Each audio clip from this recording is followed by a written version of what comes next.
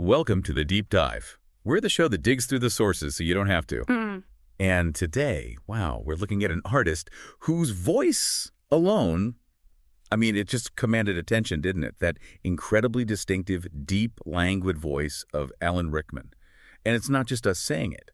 There was, believe it or not, an academic study looking at 50 different male voices, and they figured out that Rickman's voice, together with Jeremy Irons, was basically, scientifically speaking, the perfect male voice. Yeah, it's fascinating, isn't it? Because you have this perfect instrument, this voice, but then think about how it was often used. Cinematic villainy, right? You say Rickman, and your mind jumps straight to Hans Gruber. Or the Sheriff of Nottingham. Exactly. Or, for a whole generation, Severus Snape.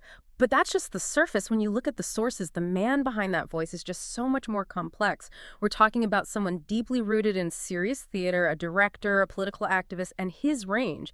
It went from these incredibly quiet, reserved, romantic parts all the way to, cult sci-fi comedy. He won a BAFTA, an Emmy, a Golden Globe, so many awards, and yet it's kind of baffling. He's often called one of the greatest actors of his generation, never to even get an Oscar nomination. Right.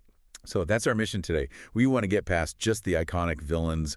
We're going to trace his whole life story, right, from his, surprisingly different start as a graphic designer, which lots of people miss, all the way to his very last performance.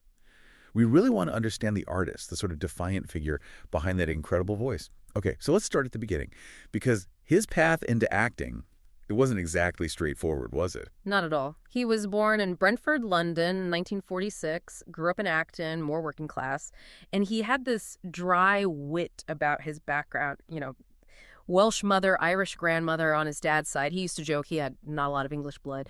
And his early life, it was tough. His father died of cancer when Alan was only 8. That's a huge blow for any kid. Yeah, absolutely. His mom was left to raise 4 kids, mostly on her own. The sources say they were rehoused by the council. She worked for the post office. Really struggled. You can see how that grounding might have shaped his later views, his empathy. And before acting was even on the horizon, he was all about art, right? Like visual art. Totally. Not just a hobby either.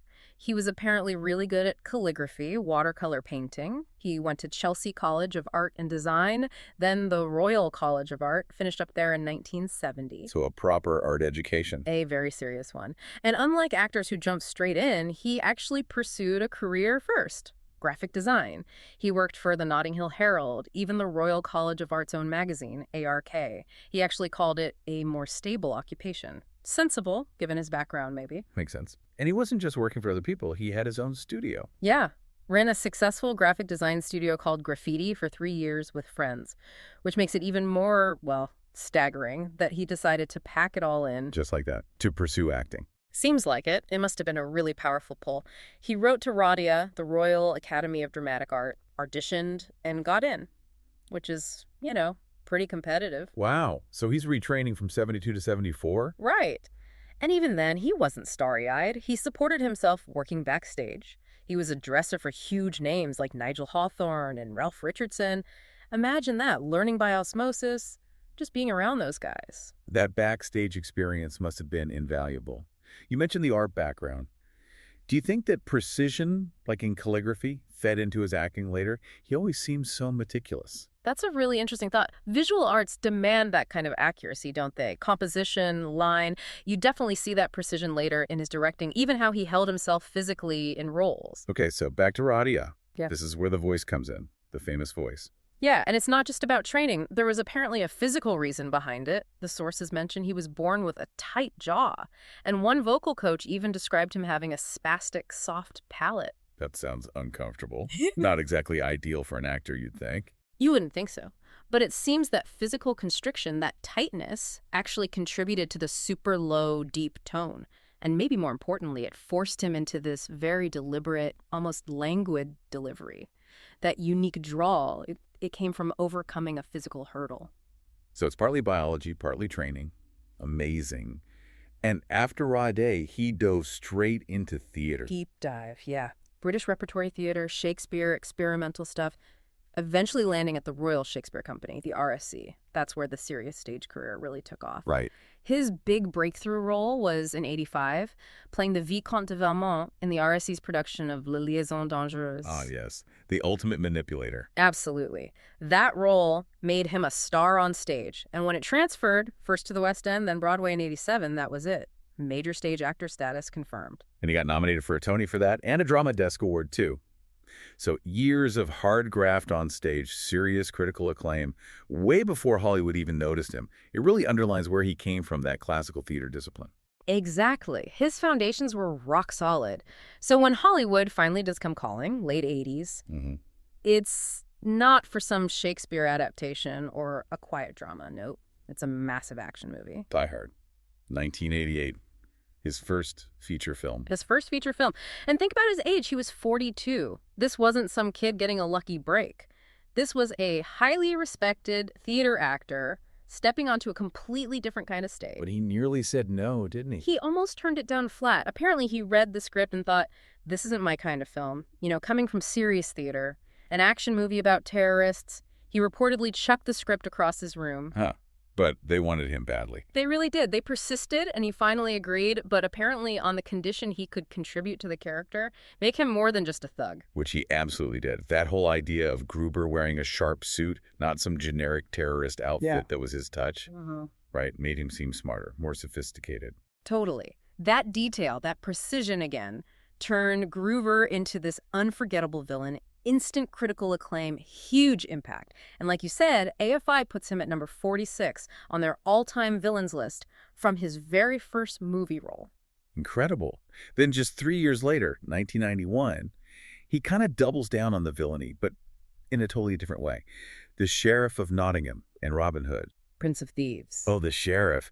And the story behind that is just brilliant. Apparently, he was really worried about getting typecast as the bad guy, especially another big blockbuster villain, so he kept saying no. Really digging his heels in. Completely, until the producers basically caved and said, okay, fine, do whatever you want with the part. Carte blanche. And boy, did he run with it. That performance is just gloriously over the top. Pure pantomime evil, but so much fun. Everyone said he stole the whole movie. He absolutely did. And the irony, that performance, the one he was so reluctant to do, won him a BAFTA for Best Supporting Actor. Ah, the BAFTA. And his acceptance speech was classic Rickman, wasn't it? Perfect. So wry. He basically said, "This will be a healthy reminder to me that subtlety isn't everything." Just acknowledging the glorious lack of subtlety that won him the award. It's amazing. So those two roles, Gruber and the Sheriff, they're etched in movie history. Empire magazine has him as the only actor on their greatest villains list twice.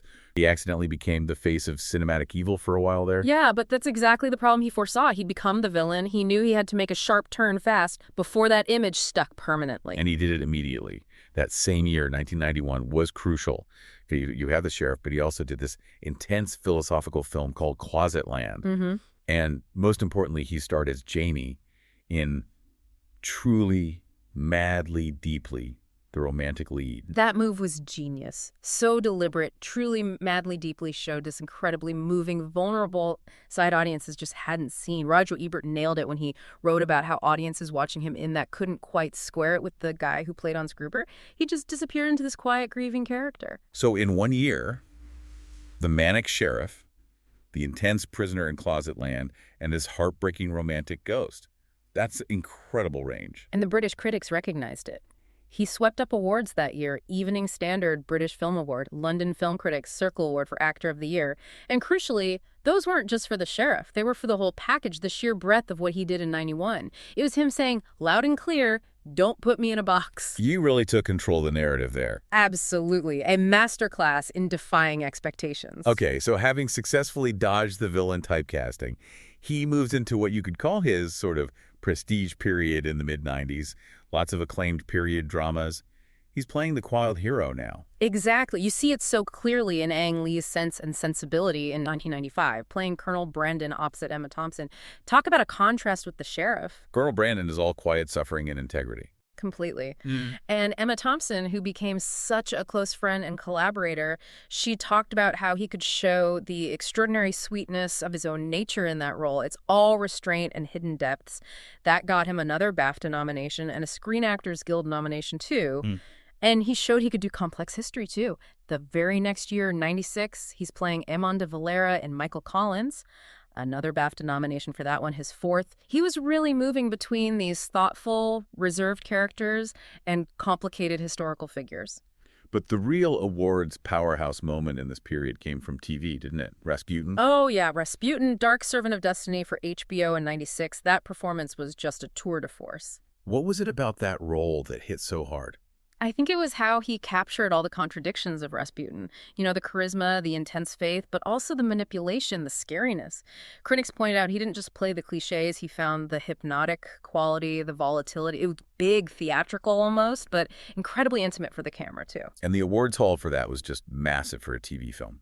Unbelievable. He won the Primetime Emmy, the Golden Globe, and the Screen Actors Guild Award, all for that one role, winning that triple crown. That just shows complete mastery of the format. Total command. And thinking back to his art background, his visual sense, it sort of makes sense that around this time he also starts directing.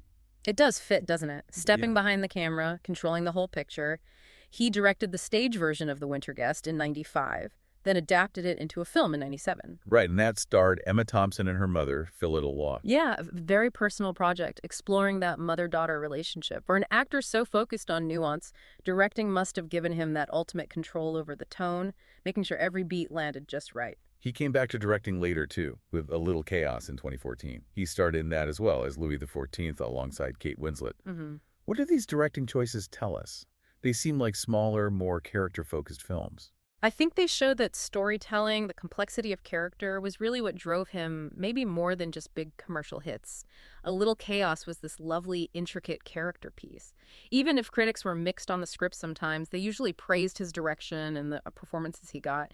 He used his influence to get these quieter stories told. And then, just as the 90s are closing out, he does another sharp turn. Back into comedy. Yeah. And these became absolute cult classics. It's brilliant, isn't it? Just when you think you have him pegged. Think about Galaxy Quest in 1999, playing Sir Alexander Dane. Dr. Lazarus, the Shakespearean actor stuck in the rubber suit. Exactly. It's such a clever bit of casting, playing on his own classical background versus his, massive pop culture fame that was coming. And Sam Rockwell, his co-star, said Rickman was crucial in making sure the film still had real emotional weight, didn't just stay parody. Yeah, Rockwell said he was instrumental in making sure the script hit the dramatic notes, which is probably why that film works so well and still holds up. It earns its heart. And then, same year, 1999, he's Metatron, the voice of God, in Kevin Smith's Dogma. Right. Another completely unexpected role. So in the same year, he's playing the ultimate grumpy angel and a washed-up sci-fi actor. That's not just range. That shows a fantastic sense of humor about himself and his image. Definitely. He clearly wasn't taking himself too seriously, despite the immense talent. Okay, so that brings us neatly to the role that, for millions, probably is Alan Rickman. Severus Snape. An incredible commitment, a full decade, all 8 Harry Potter films, starting in 2001. It's huge, isn't it? A decade playing one character. And right from the start, in Philosopher's Stone, he set the tone. Dark, ambiguous, you couldn't quite read him. And the key thing here, which is fascinating, is that he knew Snape's full story arc way before anyone else did, right? Yeah. J.K. Rowling told him personally. Exactly. She gave him this one crucial piece of information about Snape's motivations, about his past, and that allowed him to layer his performance over 10 years, knowing the secret endgame. It's an incredible feat of sustained character work, holding that back. And he had to maintain that focus, that commitment, during what sounds like an incredibly difficult time personally. He was diagnosed with prostate cancer in 2005. Yeah, early 2005. Aggressive prostate cancer. He started treatment, eventually had surgery in early 2006. Which was right around the time they were gearing up for the 5th film, Order of the Phoenix. Right in the middle of it. Yeah. So he's dealing with this major health crisis, potentially life-threatening, kept completely private, while having to decide whether to commit to several more years of this massive franchise. That must have been an immense decision. His diaries, which were published later, give some insight. He talks about how tough the treatment was, but professionally. The reason he decided to continue to see it through was about the character, the story. He actually wrote, "The argument that wins is the one that says, see it through. It's your story." Wow. It's your story. Yeah, he felt a responsibility to finish Snape's journey, even while facing his own mortality.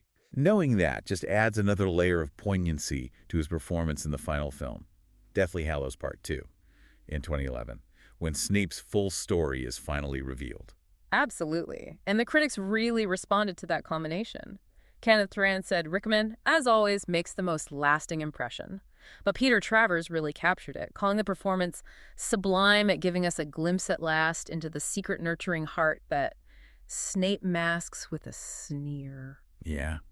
There was a lot of talk at the time, wasn't there, that his performance in that last film really deserved an Oscar nomination for Best Supporting Actor. It felt like the peak of this decade-long arc. It really did. It felt like recognition was due for that incredible sustained work. And even while he's deep in the Potter universe, he never abandoned the stage, did he? He kept going back. Never. He was constantly juggling. Like right in the middle of the Potter years, 2002, he reunites with Lindsay Duncan, his co-star from Les Liaisons Dangereuses, for a revival of Noel Coward's Private Life. I got another Tony nomination for that, second one. Exactly. And then soon after Potter finished, in 2011, he's straight back to Broadway in a play called Seminar, won the Broadway.com Audience Choice Award for that. It seems like he used the stability and, let's face it, the financial security of Potter to fuel his real passion, which always seemed to be the theater. A smart way to balance the different sides of his career. Definitely. Kept his feet firmly planted in both worlds. Now, beyond the acting, the sources really emphasize how political Alan Rickman was. He called himself a card-carrying member of the Labour Party. And this commitment to his principles seems to have guided a lot of his choices. Absolutely. And one of the most public examples of that was him turning down a CBE in 2008. Right, a commander of the Order of the British Empire. That's a pretty high honor to refuse. It's a huge statement. It really speaks to someone who valued his independence, his ability to critique maybe over being embraced by the establishment. And that political conviction really came to a head with the play My Name is Rachel Corrie, didn't it? That caused quite a stir. It really did. He was deeply affected by the diaries and emails of Rachel Corrie, the American activist who was killed in Gaza in 2003. He co-edited them into a one-woman play and directed it in London in 2005.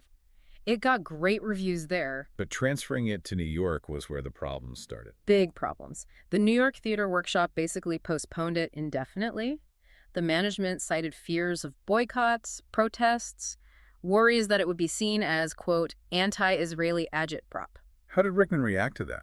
He was furious. He called it censorship born out of fear. He really stood by the play, arguing it wasn't a political manifesto, but just one person's perspective, using her own words. He saw it as an act of empathy. And he felt the controversy wasn't really reflective of how actual audiences responded. Yeah, he made that point later. He said many Jews supported it. There was no shouting in the theater. People simply listened to each other. For him, the theater was meant to be that space for listening, for understanding different viewpoints, not just a battleground. That commitment to social issues stayed with him right to the very end, didn't it? It really did. The sources say his very last piece of recorded work was lending his voice to a short video for Oxford University students. It was aimed at raising funds and awareness for the refugee crisis. Wow. And his philosophy on acting itself seems to echo that focus on listening and empathy. What was his main advice? His core advice was simple but profound. Acting is about accurate listening. He believed the best actors are the best listeners because then the reactions, the performance comes honestly. Which connects back to how he played villains, doesn't it? He said, you can't judge character you play. Exactly. He refused to impose his own morality onto them. For Rickman, characters just have different goals, different desires, and they use different methods to get them. Some methods we see as good, some bad. But by not judging, he could fully embody them, which is why even his villains felt complex, not just cardboard cutouts. A very insightful, almost detached approach to understanding motivation. Yeah. And interestingly, the film he named as his biggest influence was Robert Altman's Nashville. Which fits perfectly, doesn't it? Nashville is this huge ensemble piece, observing all these different lives in 70s America without really passing judgment. That focus on observation, on capturing nuance, it makes sense that it resonated with him. And his final film role, I Am the Sky from 2015, seems like a fitting capstone, thematically. Totally. He played General Benson alongside Helen Mirren, and the whole film is about the incredibly difficult moral choices surrounding drone warfare. Heavy stuff. Very. It's about the weight of responsibility on governments, on military leaders. It feels incredibly fitting that his last performance was in a film wrestling with these huge contemporary ethical questions. And the critics saw the significance, too. Stephen Holden's review of the New York Times really stands out. He called it a great one, suffused with a dyspeptic, world-weary understanding of war and human nature. What a final note to go out on. A powerful, thoughtful end to an extraordinary screen career. To really get the measure of Alan Rickman, you have to look at his personal life, too, which was remarkably consistent and private, especially that relationship with Rima Horton. Yeah, 50 years together. That's incredible in any walk of life, let alone show business. Yeah. They met really young, didn't they? He was 19, she was 18, way back in 1965, long before the fame. Long before. And Rima Horton, she was formidable in her own right. A Labor Party counselor for 20 years, an economics lecturer. You can see the shared intellectual and political foundation must have been incredibly strong. They lived together for decades, since the early 70s, but only got married very quietly in 2012. Yeah, private ceremony in New York, and he only confirmed it publicly in 2015. They guarded their privacy fiercely. Which makes the end seem even more poignant. The illness came quite suddenly. It seems so. He had a minor stroke in August 2015, and that led to the diagnosis of pancreatic cancer. And just like his marriage, he kept the terminal diagnosis completely private, only telling his innermost circle. It was handled with that same discretion that marked his whole life. And then he died just a few months later, January 14th, 2016. He was 69. Yeah, the timing was just uncanny. David Bowie had died only 4 days earlier. Also 69, also from cancer, also kept private. Losing both of them, these unique, complex artists, so close together, it felt like a real cultural shockwave. Absolutely. The tributes that came out for Rickman were so heartfelt. They really spoke to the person he was, not just the actor. Definitely. J.K. Rowling called him a magnificent actor and a wonderful man. Simple, but says it all. And Daniel Radcliffe's tribute was particularly moving, about his loyalty. Yeah, Radcliffe shared how Rickman came to see literally everything he ever did on stage in London and New York. He didn't have to do that, Radcliffe said. It really shows that mentorship role he took on with the younger Potter cast. Emma Thompson's words were powerful, too, capturing his, maybe slightly difficult side. Yeah. She talked about his intransigence, which made him the great artist he was, his ineffable and cynical wit, the clarity with which he saw most things. She saw the integrity in his stubbornness, maybe. And, of course, everyone talked about the voice. Always the voice, Kate Winslet just said tearfully. And that voice, oh, that voice. And Helen Mirren put it perfectly.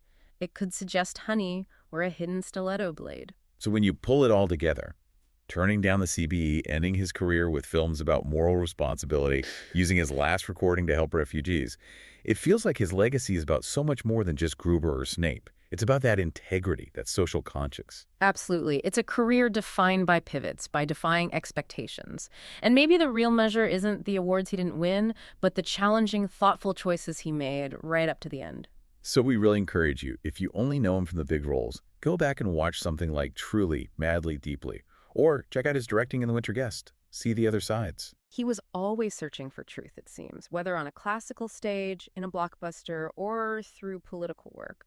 So maybe the final thought for you is, what does that commitment to honest observation, that fierce independence, tell us about what an artist's voice can really mean, beyond just the performance, something to think about, reflecting on the brilliant, defiant Alan Rickman?